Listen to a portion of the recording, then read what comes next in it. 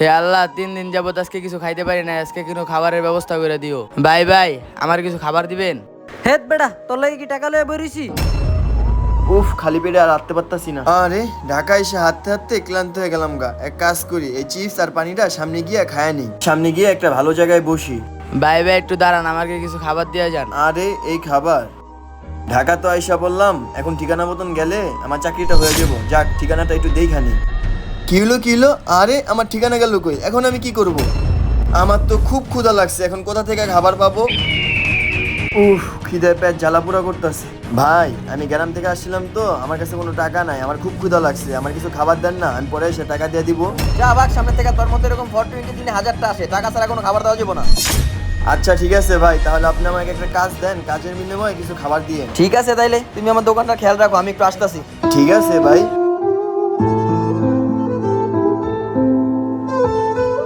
এই নাও ভাই, এই চিপগুলা আর এই পানিটা তুমি খাইও।